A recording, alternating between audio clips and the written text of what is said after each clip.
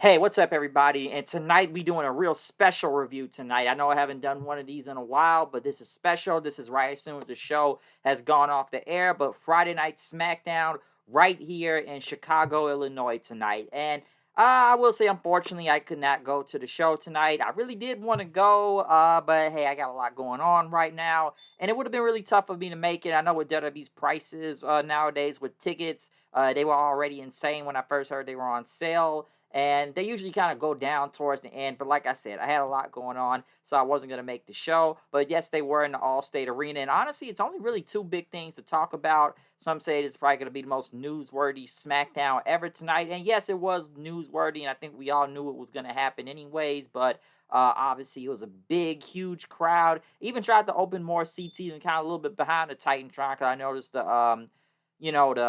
the stage was even a little bit smaller, but they even had Corey Graves and Michael Cole on commentary. Apparently, they're going to be on there for the next few months. So you didn't get Wade Barrett and Joe Tessitore. So they were going to make this big and special as possible. And they talked about tonight, but tonight, obviously, we kicked it off with John Cena. This is John Cena's final time in Chicago. This is John Cena's final time on SmackDown, apparently, too. So, in a way, it's pretty full circle when you think about it, given John Cena debuted all the way back in SmackDown in 2002, and now this will be his final SmackDown uh, tonight, which is kind of wild. But yes, John Cena came out. He obviously got a huge pop, and John Cena did kind of milk the chants. Obviously, he was really emotional, and just absorbed all the chants from the crowd. Fans chanted "Thank you, Cena," and he talked about when he talked about this whole farewell tour and everything, and, we're going to have lots of fun and stuff. And he said it's been a lot of bad years, good years, and he's got his mojo back. And he wanted to prove that he could still do this. He wanted to prove that he was in the he could still be great in the ring and everything. And tonight he had no plan. He just wanted to come out and just take it all in and just have fun tonight and whatnot. And he says, what makes it so special, things could have gone different years ago. But, he talked about the fans using their voice and how he can't, continuing just to even keep going in WWE, and that's going to be a exciting night. And he talked about his last appearance would be in Chicago here tonight, and that he talked about how when he first debuted on SmackDown, ruthless aggression, smacking Kurt Angle and everything. And it's been a crazy ride. He talked about memories, such as when CM Punk won the WWE title from him and put it in his refrigerator, and facing Triple H at WrestleMania 22. Hell, I believe even in Chicago, this was the first time he unveiled the spinner belt. Also, I will say this before I kind of continue on. I probably was gonna save this anyways, and I'll probably talk about when we get to his final match. But I will say at least I've gotten a chance to see John Cena wrestle right here in Chicago a few times, honestly, maybe two or three times when he was the WWE champion. I know I saw him in 2013. I know I saw him in 2014 on Payback, also when he faced Bray Wyatt in the Last Man Standing match. I felt like I saw him on Backlash, maybe like 20. God, I want to say it was like either 2015 or 16, but I'm not honestly sure. I don't know if he was there at that point, but I've at least seen John Cena live about three times, if I'm not mistaken. But kind of continuing on from that, like I said, he wanted to thank the crowd for keeping him honest and helping him experience failure and humility. And like I said, the fans started to chant, "Thank you, Cena," again. But he wanted everybody to enjoy the show and have a great night. But next thing you know, Sami Zayn's music hit. And Sami Zayn was getting boos out there, too. I know some people actually surprised and asked me, why is Sami Zayn getting booed? I know a lot of people feel like Sami Zayn is being overpushed right now. And I know a lot of people don't really buy it because I know he keeps saying like he's going to become a world champion. I know some people don't even like him just because of the cross stuff. And I think one thing with Sammy, I think people don't really look at him as an underdog like that anymore. Like he's still kind of in that underdog position, but like let's remember, this man did main event WrestleMania. He's ended two streaks at WrestleMania, the longest tag team and Intercontinental Champion streak. So I think a lot of people kind of look at Sammy as being over pushed and stuff. But I'm kind of like Sammy has cheered everybody else, but yeah, he was booed in Chicago. Maybe because it's just Cena, but I know it is some reasons why people are not messing with Sami Zayn like that. But Sammy came out and he says like, no, you can't leave yet. And he says, hey, you got some booze and seeing like, hey, it's happy hour in Chicago. So, hey, man, we're here for the booze anyways. But Sammy thanked him for everything he's done. and personally. And he talked about the first time he faced John Cena, and it was for that U.S. Open challenge when John Cena did the U.S. title open challenge. I thought that was a great time. And Sami Zayn was like his first opponent, if I'm not mistaken. And since he wanted to kind of return that favor, and Sami said, since I'm the U.S. champion right now, with your permission, I want to do the U.S. Open Challenge thing. And Cena said, hey, that's a great idea. And when Cena was about to leave, Sami says, no, no, no, no, no, no, no, no, no. You gave me an opportunity 10 years ago, and now 10 years later, I want to do the same. So, like, no, we're not going to wait till next week and next month. We're going to do the match right now. Cena accepted the challenge. So, right now, it's going to be John Cena versus Sami Zayn for the U.S. Championship. And, man, this ate up a lot of time. I'm sure people did not expect John Cena to even wrestle on this show. And listen, I think we all knew how it was going to end, but man, Cena was just hitting moves. Like I said, Cena's just doing a finisher fest with everybody's moves out there now. Like, come on, we saw this guy do an Angel's Wings and a Styles Clash last Sunday at Clash of Paris. Like, now he's just like kicking, kicking it with angle slams and an ankle lock and doing Edge's spear out there. Even fans chanting RKO and everything. It did turn into a finisher fest after a while. After Cena had 4 FUs out there, especially once he kind of went for the fourth one, because Sammy hit haluva kicks on him, even a blue thunder bomb and everything. Hell, Cena did a GTS also. I can't believe I almost forgot that. So yeah, Cena was doing everybody's finisher out here. Okay, so he even did a GTS, and still it was like a two count. But like I said, he did Edge's spear, and like I said, he did a FU off the top rope, which I thought it was over, but given that both guys were just laid out in the ring then. Next thing you know, Brock Lesnar's music hit, and he basically came out and F5 both Sami Zayn and John Cena. So we already knew how this was going to end anyways. We knew Brock was going to be on this show. Like, anybody could call that. Probably since by last week, we already knew he was going to be here, okay? And then when they played a replay of Brock beating up Cena and Sami Zayn, Brock basically walked to the back, and he looked in the camera, and he said, I'll see you at WrestlePalooza, bitch. So we already knew it was going to be John Cena versus Brock Lesnar at WrestlePalooza, okay? I know we haven't seen Brock since SummerSlam, but we already knew this was going to go down.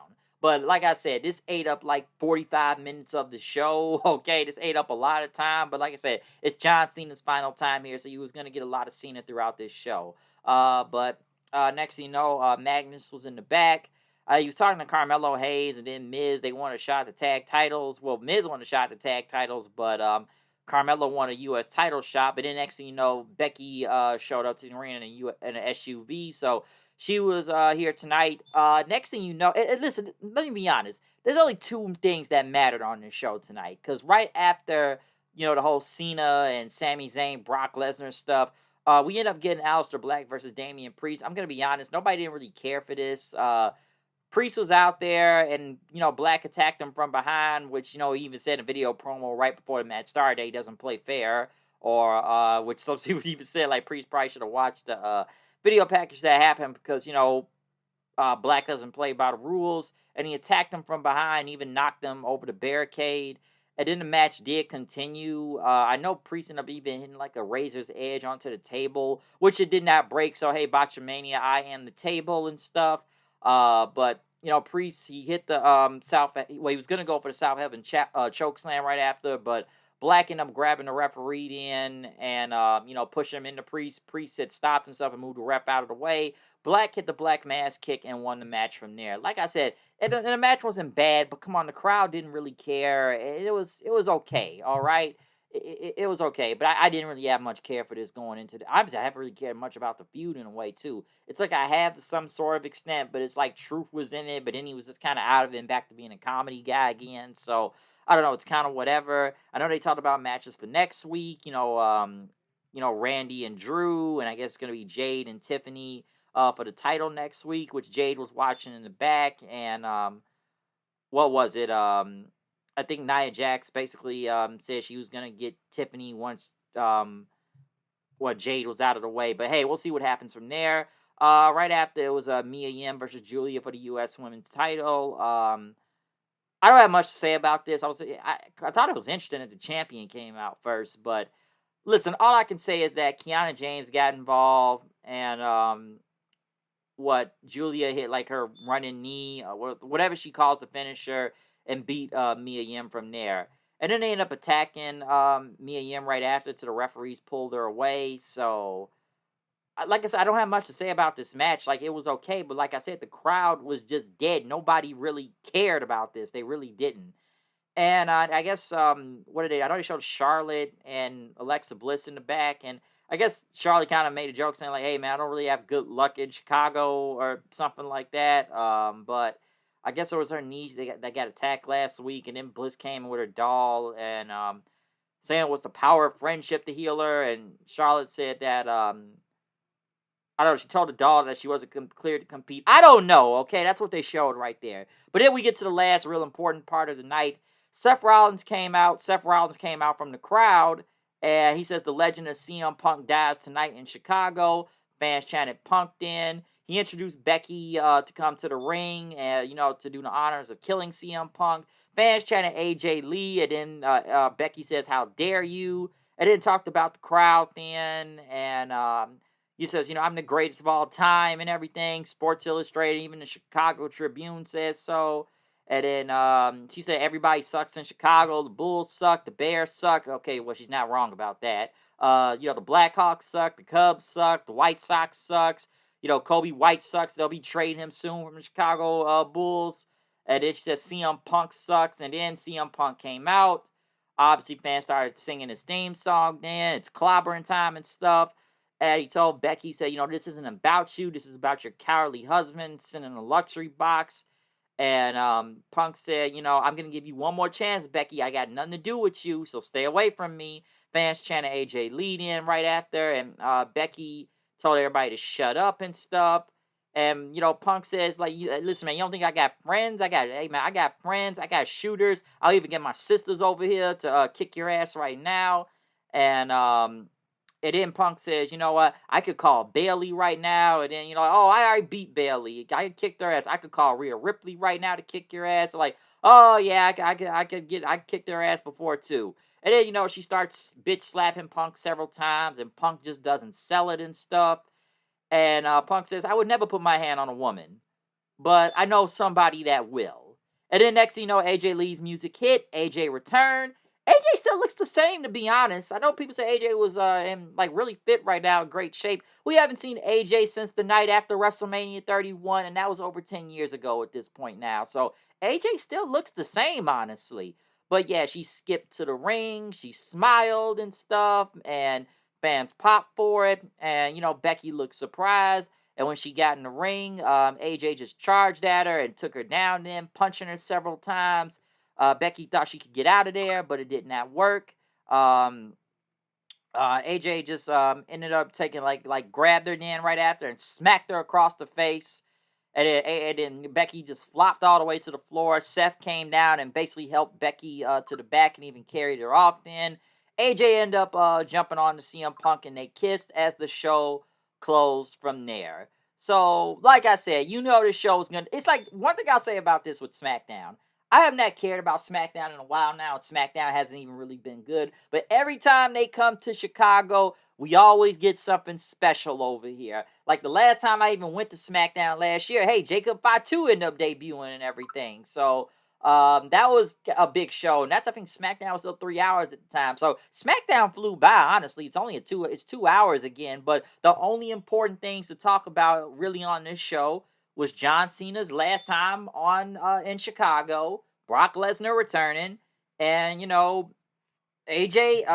returned, AJ Lee, and like I said, CM Punk was on this show. Everything else just kind of just flew right by the middle, and nobody didn't really care. So it was only two important things that happened. Like I said, do I wish I would have went to this show? Yeah, but like I said, a lot of important stuff going on, priorities first, and everything. And like I said, tickets are already crazy high right now when it comes to WWE. But like I said, the crowd was rocking all night. It's Chicago. It's us. We always go crazy and everything. But obviously, this is going to set up matches for WrestlePalooza. We already know it's Cena versus Brock. And we already know it's most likely going to be CM Punk and AJ Lee versus Seth Rollins and Becky Lynch. So we know we're going to see that happen. Okay? But other than that, that's all I got to say about SmackDown tonight. Comment, subscribe, follow me on Twitter at HoodNight890.